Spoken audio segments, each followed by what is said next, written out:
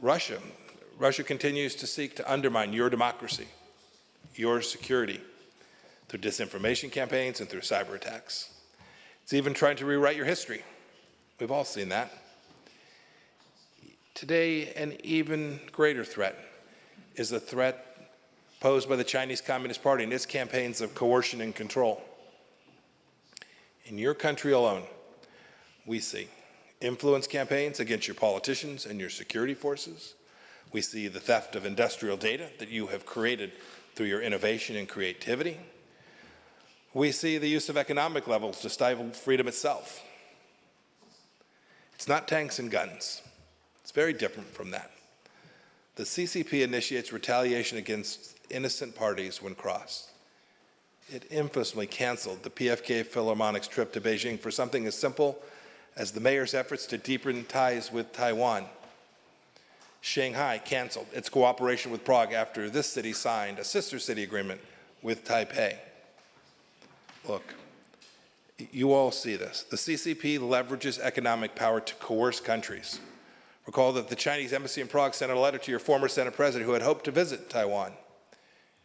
Your free press did amazing work and reported on this strong arming. The letter read as follows, said, quote, Czech enterprises with economic interests in China will have to pay, end of quote. This is deeply inconsistent with each of our values. The CCP lies. It makes those who tell the truth disappear. The virulent pandemic that came from Wuhan spread so widely and caused so much damage because the CCP covered it up.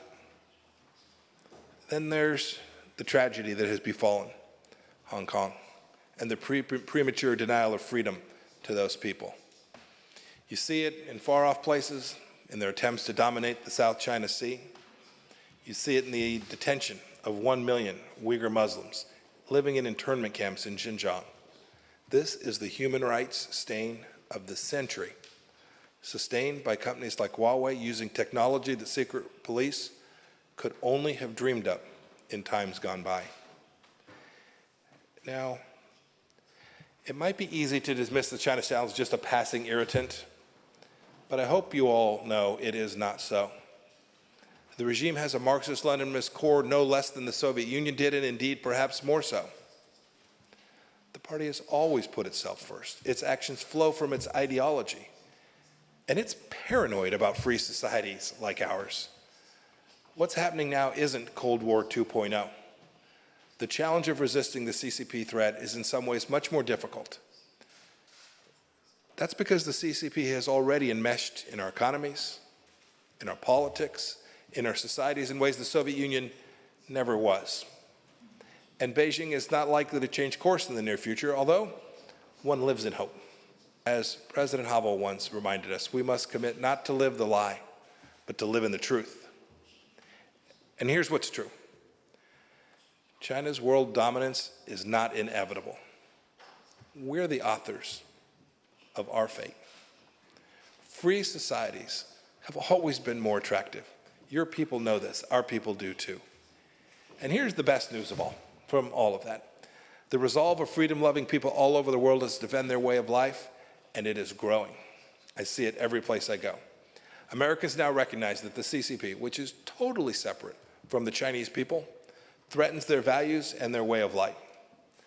Both parties in Washington agree on very little, but on this, we all know what we're up against.